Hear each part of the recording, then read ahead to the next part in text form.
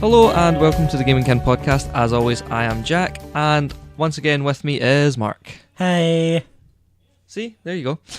We were having an argument whether it was being recorded or not. So, thought I'd throw that in there. So, E3 started today. Well, technically E3 starts Tuesday, but the press conferences started today. The fun stuff starts today, basically. And we start off with EA's press conference. And I must admit, I quite enjoyed it. It was okay. It was adequate. However, we will get more to our opinions on it nearer the end. Or I may break sooner than later. So, why don't we start off with that opening scene, the 3D scene with Anthem. Wow! That was epic. amazing. I really wish I didn't tell anyone that was going to happen, and people actually saw it and just shat themselves like, what the hell? We should, after saying that, put in a spoiler alert. There are spoilers. Yeah, just saying, sorry. Or bad. Uh, Jack's bad. Really. So the first thing they were talking about was the Battlefield.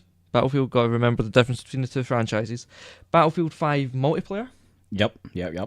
And you were like, make sure to note down they said multiplayer, but that's just because they're American. No, she mispronounced the word, dude. Multiplayer. Simple. Yeah, but most Americans say multiplayer. Mate, it's the gaming version of Symbiote. Anyway. Yeah. We got to see the kind of some gameplay and some trailers for Battlefield 5's multiplayer.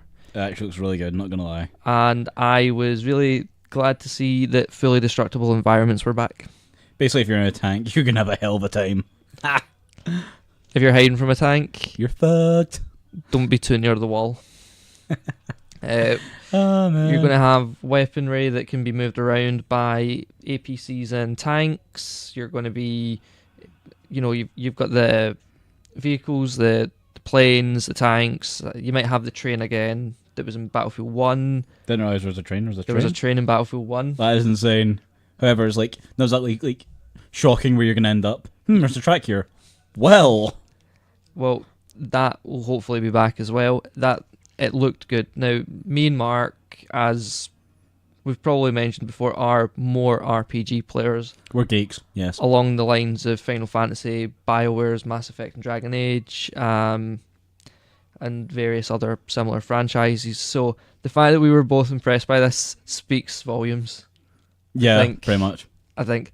However, what I was more interested in was, after they talked about the multiplayer, the single player, the war stories. And that is interesting. I will give them that.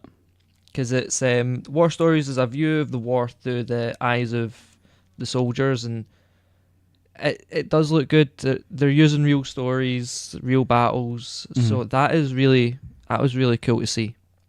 I think the best thing about the entire game, though, is, as I stated, it's their interpretation of events. Yeah. Which is how you get a woman being included in it. Yeah. Which we did have a discussion about between ourselves, whether it's the legitimacy of events matters more than actual inclusion within games, and obviously I think we both agreed inclusion matters more, and the fact I'm saying it's an interpretation.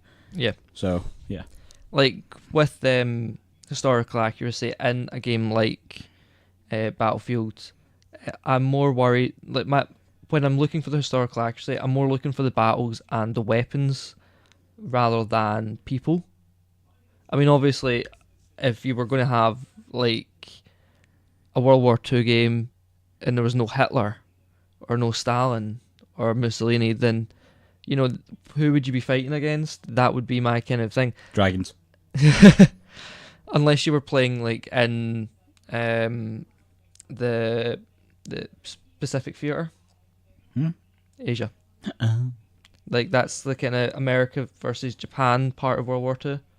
Okay, Because right. you kind of had World War II was America and Japan, and then Axis and Allies. Right. So, you did the war. There was 2 wars going on at the same time, essentially. A little bit of history lesson for y'all. Hope you enjoy it. Coming from Professor Jack Chambers. I'm not. I do not like being called professor. I prefer the video games historian. I loves it. He's blushing. Oh, I've actually grown to quite like that nickname. I must admit. Find his the historian coming in cinemas soon. But yeah. Anyway, back to the point. Yeah. It's going to be really cool to see their interpretation of stories from the war and see how that translates into the gameplay. I mean, benefit-wise, graphically it looks amazing. The voice acting was quite interesting as well. Obviously, they didn't go for over-top English actors. Oh yeah. Well, obviously, if it needs it, they've seen that extremely well. But they've got full-on, like proper foreign actors. So obviously, subtitles are bound. It just looks like a really interesting kind of story.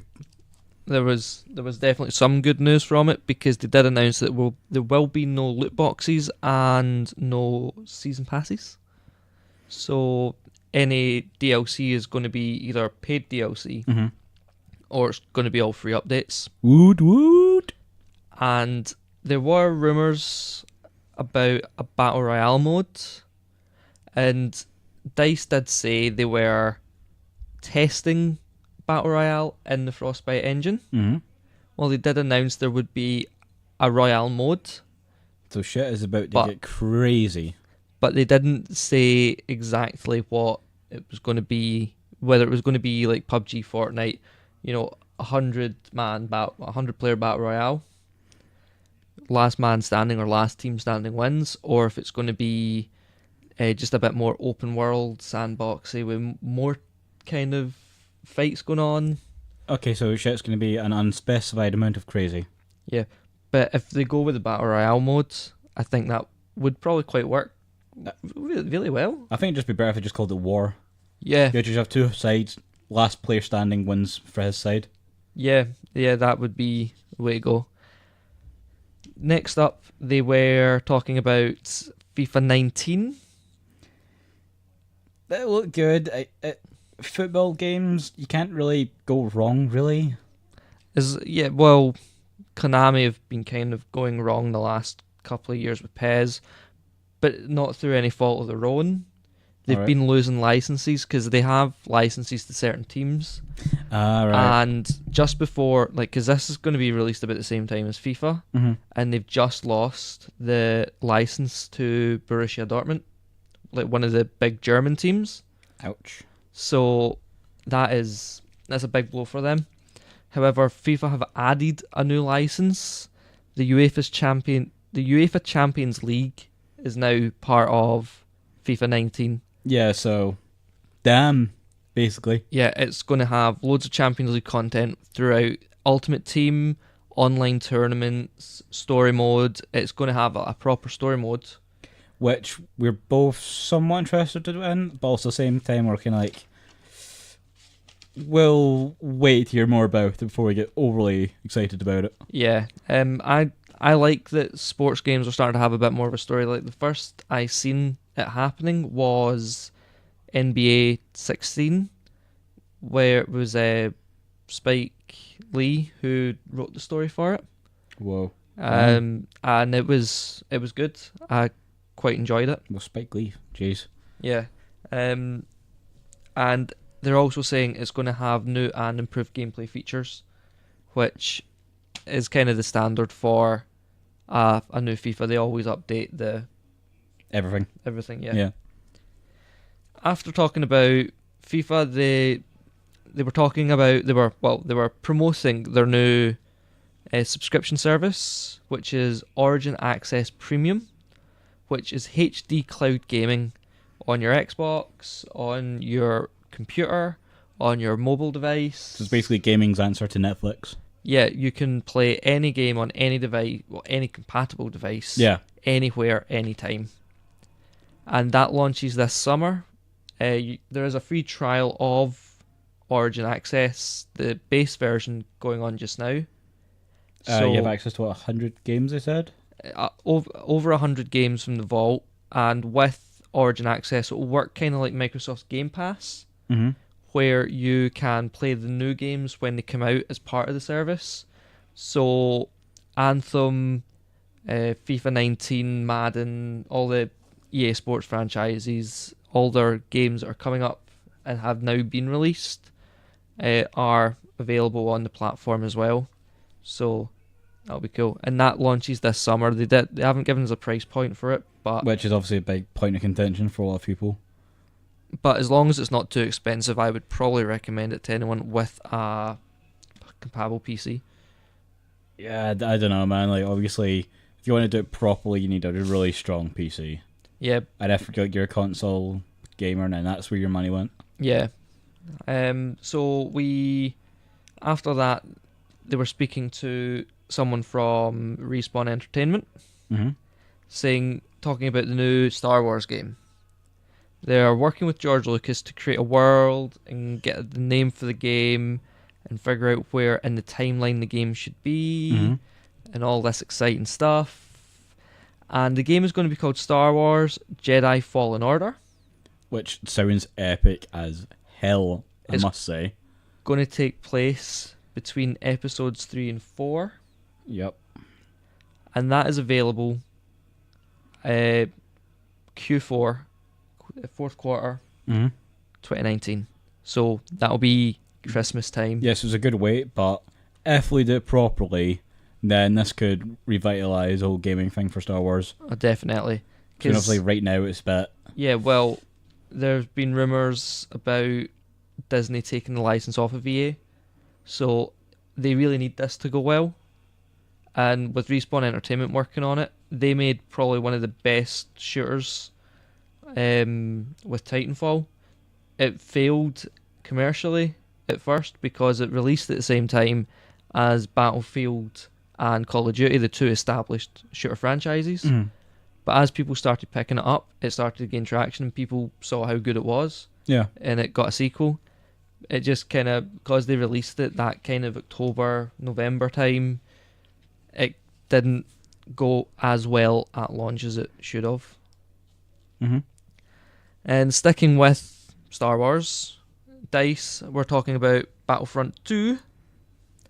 So you are... I can't even read my notes. Bro, really? My handwriting's so bad, right? Yeah. Don't... Mark, you're not going to be able to read my notes. Yeah, he's not kidding. Damn. So, alright, no, I figured it out. Oh, it's cool. There will be... He's decoded it. I have figured out my own handwriting. So they're going to be adding a squad system. Okay, right. You're going to get a new Starfighter mode. They're going to introduce a gameplay mode, which is a lot more like a sandbox game where you'll still be capturing capture points. Yes. Of course. You tripped over capture. Yes. Dude. Yes. It'll still have the CPs for you to capture and, big scale battles. It just means there'll be more players on the map and it'll be a bigger map. So it'll be fantastic. And they're getting a Clone Wars update. Which does look immense. Well, with the Clone Wars update, you get, obviously, Geonosis. It's going to be the biggest map they've done for Battlefront. I need to try and not trip over that and call it Battlefield. And they've announced 4 heroes for this update. General Grievous. Wood. Obi-Wan Kenobi. Bigger Wood. Count Dooku. Somewhat Wood. And Annie.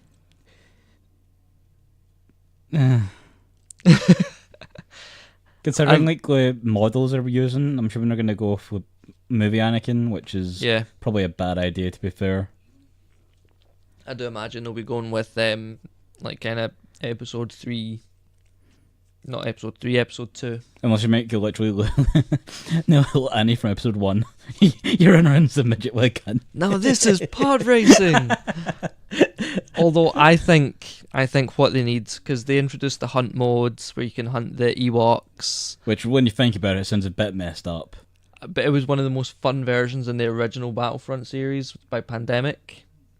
I must admit that was one of the more fun gameplay modes. They need a hunt mode where everything that you hunt is just Jar Jars, not Gungans, Jar Jar, specifically Jar Jar. That suggests you can clone himself, which is horrific in its capabilities. I mean, really. Just pretend it's battle droids with the. No, I can't. Because I mean, if you get trapped by like 20 of them and all speak at the same time, that'll be horrifying. That'll be worse than any Slender Man ever. Oh, more jump scares than Five Nights at Freddy's. So we also got to see some of the EA original stuff coming out, some of their indie games that they support. Yeah, some of them are pretty. Wow. Yeah. Unravel. It's got single player co-op. Try again. Single player co-op. The first bit. Unravel 2. Yeah, thank you. He said Unravel first time around, dude. That's out, dude. Anyway. Unravel 2. It's kind of sequel, basically. So that's going to have single player co-op, drop in, drop out 2-player co-op, and it looked really good. It was a nice kind of puzzle game with some fast-paced bits. I probably would quite enjoy playing that, I think. Okay, to give it some explanation now. Obviously, in the first one, you play as little red dude, swing your arm around. What? Yarny. I can't believe we actually called it Yarny. That's what they call all it. Things are Yarny. Anyway, so yeah, your whole point is what you. Admittedly, we both haven't played the first one. We don't just know it. We both have it, which is one of those games I haven't played yet. Yeah. So yeah, I own so many games. Was it just like traveling home kind of thing? Yeah. Killing yourself, oddly enough. Yeah, pretty much. Whereas in the trailer, it sees little red dude is afraid to get snapped, so he has to start over. He ends up in this like random as fuck island. He's lost his spark, very sad, and out pops a little blue dude. He's got a little buddy. So they join Fred's, gets their stars or whatever the fuck back. Spark. Yarnies and sparks, okay, yeah. And then it's just like pure co-op insanity. So it seems you can like fuse together if you need to for this mental threaded little dude to get some places, and other times you have to like be one or to like help you swing around and stuff to avoid danger. It looks pretty cool. Yeah. And that's released today. That is released today. I think it's the first time I've seen something at E3 which no one was kind of expecting to be coming at E3. Yeah, it's just one of those like random and then them go left field ones. It's now available. Because I remember Bethesda kind of did that with Fallout Shelter last year, where they mentioned it, and then they went, by the way, it's available on the App Store tomorrow.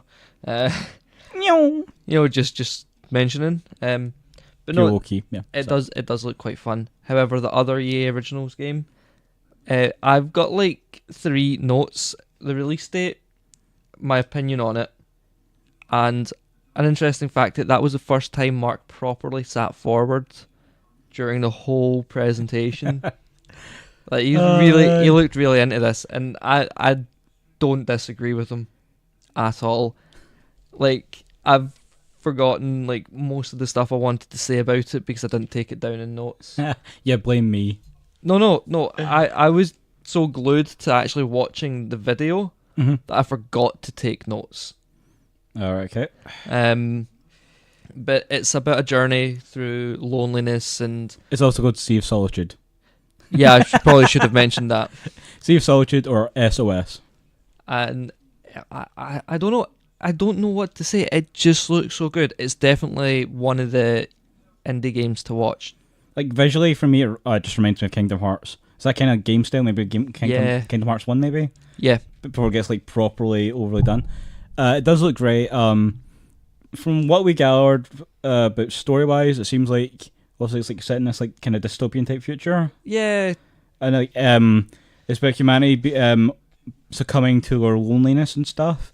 And you play as this female character who's transformed into a monstrous version of herself, just from her giving into all of her negative emotions. And the whole point of a game is like you trying to find out how this happened, how people have changed, what happened to the world, kind of thing. It looks really cool. I'm not gonna lie. I'm all about the whole delving into whole psychological issues. So this is up my street. It's not even funny, man. So when we get more news on this, we will be bringing this up. I think we'll probably end up live streaming it if we get it. Yeah, why not, man? That looks cool, man. It's definitely a game to watch. Keep an eye out for. That is Sea of Solitude, aka SOS, from the EA originals, and that comes out early 2019. Well, keep in your diaries, folks. I'm definitely looking forward to that. So next up was kind of an EA Sports thing. They were talking about what was Young Kev? Yeah, whatever that dude's name is. Jesus. How he's now that like what he went through to become the Madden 18 champion. They showed you some gameplay from Madden 19. They showed you gameplay from NBA 19. And they look like they're going to have a bit more of a story mode behind them again as well, like FIFA. So yeah, I'm quite excited to see how they do that, because the one where they got Spike Lee worked really well because Spike Lee. Yeah. So you might be holding ours up on pedestals a bit, man. Yeah. So I am cautious. I've been cautious when I say I'm excited about story modes coming into sports games, because it might have just been a one-off, flash in the pan, one and done. And it might have just been because it was Spike Lee that wrote it. But I'm hoping that's not the case, personally. Like, so far, just literally in terms of sport ones, the one I'm really looking forward to is the whole NBA one. Yeah, because that's like coming from the streets and then... Yeah, that looks decent. Yeah, it does look really, really good. Next up, it was Redwood Studios showing you their new mobile game. Which was a really odd sequence, not going to lie. Yes. Because normally, when you're E3, you go, this is our new game. It is XYZ. And then show you gameplay or show you a trailer or just talk about it. See, they did what the guys for Unravel 2 did as well, which I thought was really awkward. As we've seen basically folk play the game, which is fine and dandy, but then he shows a trailer, which looks better than their gameplay. So I'm just sitting there going, why are we watching this awkward gameplay? What the hell? Be ready for that in a couple of nights' time, because Hideo Kojima's going to be playing Death Stranding. I still don't know what the hell you do in that game. The trailer is so, like, out there, man. Damn. It'll be good. You hope. It's Hideo Kojima, of course it'll be good. Jeez, if it sucks, the man's a perfectionist. If it sucks, he's gonna cry. Telling you. I'm never a big fan of Hideo Kojima games, like playing them, but I like looking at them. I really enjoy watching people play Metal Gear. Right, I hate playing Metal Gear Solid because I suck so bad at stealth games. I don't see the point in stealth games. I watched one of my pals play Metal Gear Solid on the PS2, and I was fine and dandy. You know, I didn't feel the urge to play because I knew I was going to fucking suck at it. You're a rare soul. Not gonna lie. I like watching people play games. I like playing games. I like learning more about games. I don't know. As long as it's games, I'm happy, right? Really, dude. So it is an RTS where you have to try and capture 2 or 3 of the battle points, I'm going to call them, because they didn't really give them names. I'm sure they did, but it was such a random game, I didn't really take much in. And basically, it's capture a flag, you capture more flags. If you hold it for a certain amount of time, then a central missile in the center blasts off and hits the enemy base. If the enemy base gets hit with missiles twice, then you win. Yeah.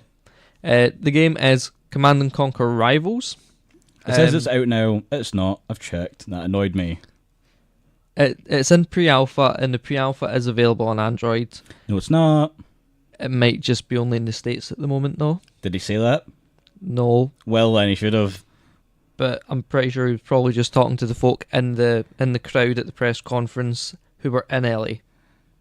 He looked at the camera. I feel personally lied to.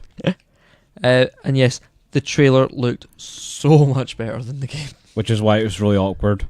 Trying to get amped for these two dudes, who I'm sure are nice guys, sitting playing a game on the mobile, and you're like, why? Then you get the trailer, and it looks really decent, and you're just really confused. Yeah. So, the last item on the list. The best or last is Anthem. Wow. I really enjoyed the Anthem section. That was definitely my favourite part of the whole press conference. Yeah, that and SOS for me. Yeah. Anthem is... Oh, God. It just looked good. Simple. Yeah. So everybody knows it's going to be kind of an online game. However... you can basically split yourself up, but you don't need to do co-op. You can play the full game solo. Yeah. Although it will be a lot harder. Well, yeah, but... Yeah, I suppose, yeah. Like, not just try to take on that amount of enemies by yourself, but tactically as well. Because depending on how you play... I mean, if you play as the Colossus, which is essentially a tank, you can take more damage than the likes of a Ranger or Storm. Yeah, but tanks, it looks boring as hell, not gonna lie. Yeah. Actually, I think it looks pretty good. You get a minigun and a mortar launcher. It's cool for me. Nah. So it's basically got two worlds, which is our world, which is the shared world where you are during missions, and my world, which is where you are when you're solo doing story content. Yeah. So it's a way so that you can, like, because BioWare are known for great stories, and a lot of the stories are based on characters and events rather than a narrative. Yeah. So this means you can still play the story your way, because most of the missions will be the same regardless of what way you play the story. Yeah. So you'll be able to team up with other people in missions, but you'll be on your own in the My World section. The world is going to be unpredictable. It's going to be always changing.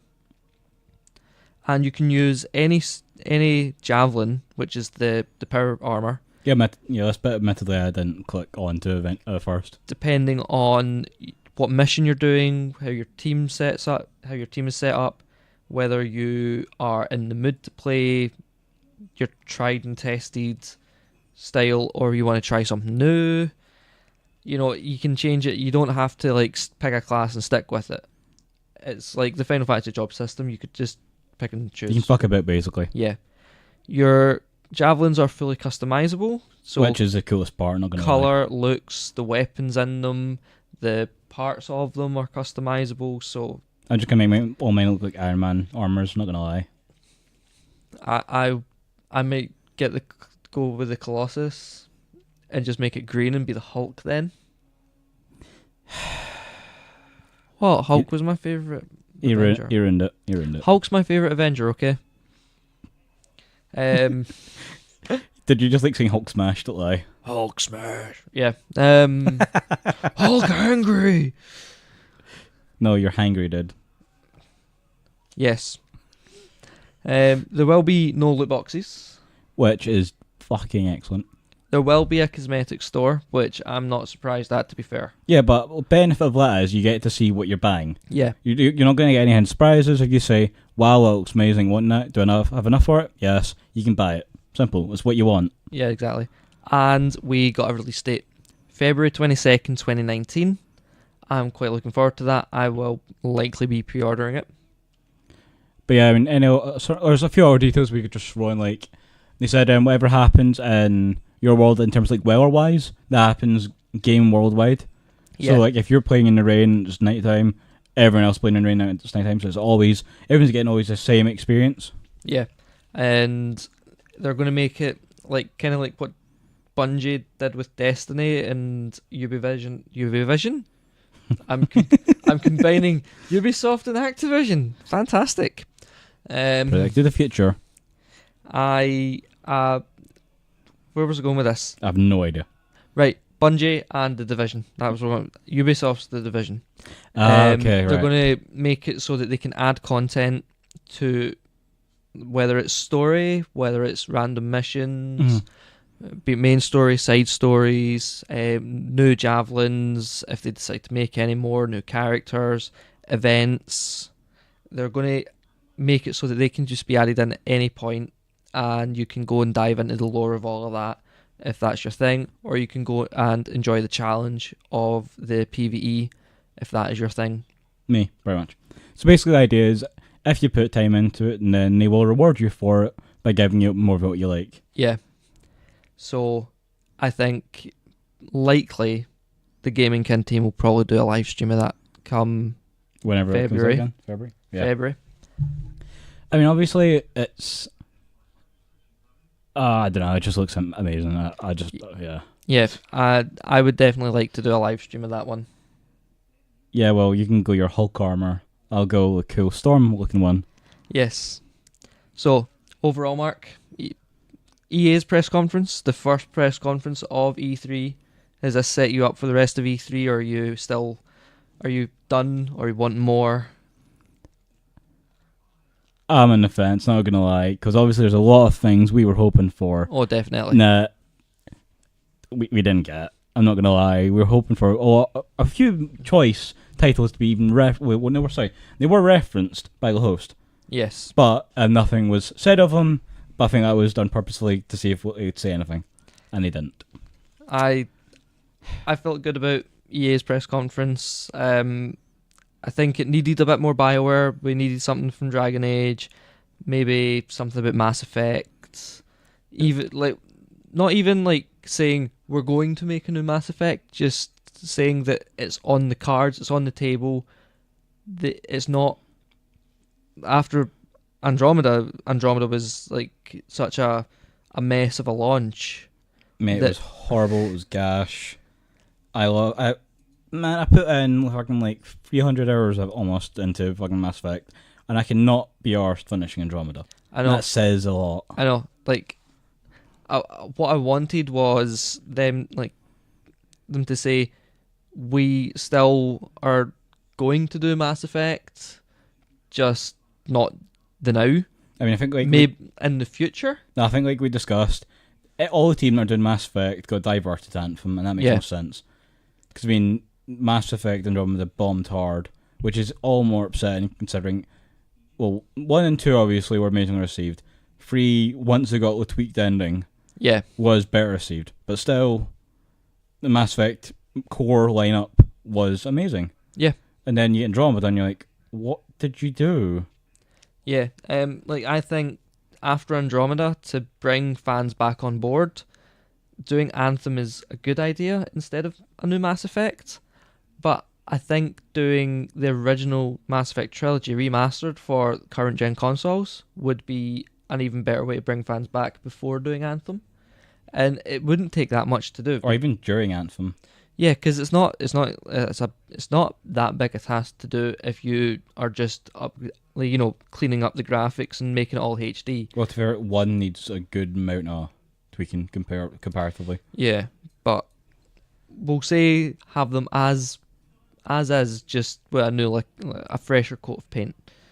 We'll say doing it that way and then adding all the DLC in as standard. Yeah, that'd be immense. That would be a great way to bring fans back on board before releasing Anthem. Again, I still think it'd be better off you have Anthem for a while, people get used to it before bring out new content for Anthem, then shock everyone. Oh, here's a Mass Effect remastered, 1, 2, and 3. Fucking Andromeda. Or have some Mass Effect references. What, in Anthem? In Anthem, have Shepard's armor as an option. That'd be cool. I'd say for the power suits, but specifically for Storm and Ranger. Well, maybe a Krogan type thing for Colossus? Yeah. That'd be kind of cool. I think that would be really cool. Or even if it is just when you're customizing the Javelin, having the option to put the N7 logo on it. That'd be decent. Even just a wee nod to it. It doesn't need to be a pure massive well planned out storyline. It can even just be a wee nod, like an N7 logo. Well, that's the thing. Like, there's an option to put on. Like the mainline Mass Effect games and in Dragon Age, you can swap. Well, you can swap. You get nods in each. Yeah. Like in Dragon Age, you can wear an N7 variant armor. Yeah. And then in Mass Effect, you can wear a Dragon Age variant armor. Yeah. Like, well, I mean, they could end up screwing those over, and Anthem might end up being an unofficial Mass Effect tie-in. Yeah. Well, it could just be like the kind of spiritual successor, like Mighty Number 9 is to Mega Man, and you've got various other games that have, games which aren't canon, aren't made by the original developers, or they are made by the original developers, like Agents of Mayhem with Saints Row. It could be the spiritual successor. We're no longer going forward with this franchise, but we want this franchise to be as much like it as possible. Yeah, well, in all the cases you've mentioned, though, bombed hard. Yeah. It'll work eventually. People notice clones, that's the downside. We notice them, we don't like them because we don't like what we like. We'll eventually get one spiritual successor that will be amazing. Anyway, that is us for our EA E3 press conference update. I think it could have been better, could have been a lot worse. It was kind of exactly what we needed to get started off with E3. It was adequate at best. I'm expecting a greater show later on. I'm looking forward to Bethesda tomorrow, mostly, I think. See, the downside is with BioWare being today and Bethesda being tomorrow, what's left after that? What? Square Enix on Monday. And was it Nintendo Tuesday? Nintendo Tuesday. So tomorrow will be that'll be Bethesda, the biggest one. Obviously, Microsoft and Devolver Digital. Ooh, they're going to be good ones. Yeah. Okay. I'm interested now. And then on the Monday, it's Square Enix, Ubisoft, the PC Gamer Show, and Sony. It's actually called the PC Gamer Show. That's what it's called. And then Tuesday is just Nintendo. After the Nintendo conference, it'll be the Smash Bros. Invitational, and then the Splatoon World Championships finals, and then the Fortnite Pro-Am. Yeah, just saying we're probably not going to... Are we covering that kind of stuff? We're not going to cover anything that's not a press conference, but we might watch the other stuff if we've got the time. So basically, we're more news outlet as opposed to, this team won. Whoa. Yeah. We don't do sports. Well, yet. Aye. We'll get someone else for that. Because I'm hoping to start doing a weekly show. I'm probably going to start working on it after E3, but I'm going to start doing it after the World Cup, and that is a weekly report on esports news. That'll be different. Yeah, well, that's kind of what I'm trying to do. Just do something a bit different, something a wee bit out of my comfort zone. Because I like watching some esports, but I wouldn't say I'm a pure massive fan of esports. So I figure if I'm going to get into it, I might as well do it as part of the channel, do it as part of all of this, the podcast, the videos, the blog that we might start up. Yeah. That we're talking about starting up, that we probably will start up, to be fair. If Jack's getting all set up, then it'll probably work. Yeah. So we'll catch you tomorrow for Bethesda, Microsoft, and Devolver Digital's press conferences. Hopefully it'll be a lot more exciting, admittedly. Obviously there's some high points today, but... It's Bethesda. We're getting a new Skyrim, surely. Nah. A new Skyrim? Not a new Skyrim. We're getting Elder Scrolls 6. I don't know why I said a new Skyrim.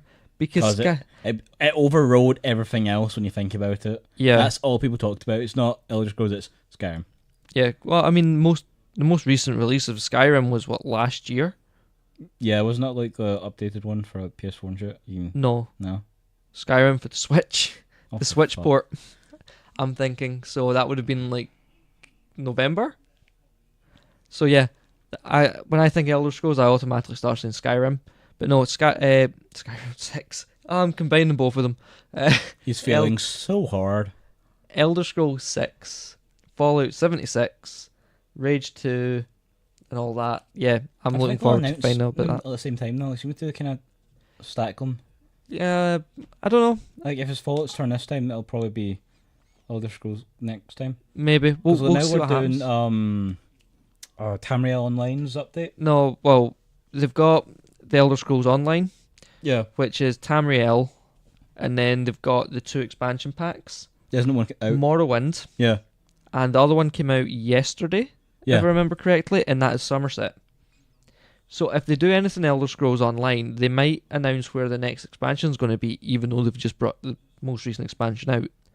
Or they'll do it on the floor and give players a chance to fight a boss from it. Huh. Cool. Kind of like what Square Enix did when they, last year, they just brought out Stormblood in May, and then at E3 they let players fight Susano, one of the primals. Okay. One of the boss battles. They let players try and take on Susano. Oh, rad. So that was really cool. Although I must admit, rather than watching it live streamed, I would much rather be in LA being there in person. Pretty much everyone would be. Damn. Yeah. Anyway, that is us for the podcast. That is a good night from me. Good night. And a good night from Mark. And remember, there's always room for you here at Gamingkin if you want to be our friend. Stay safe out there.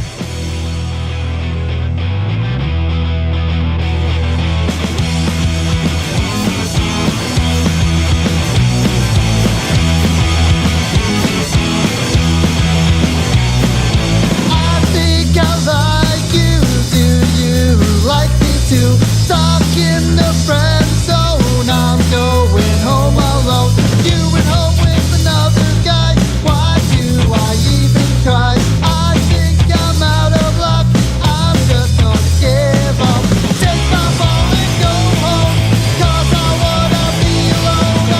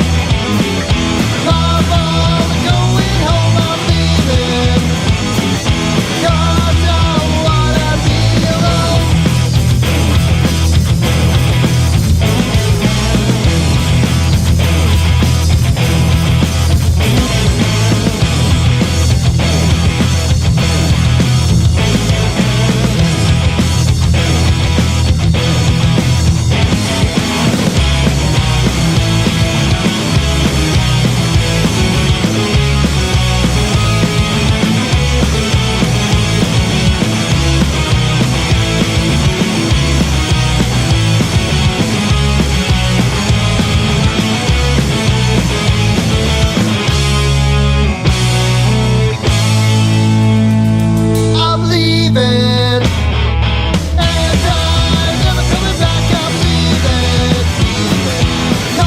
'cause this is not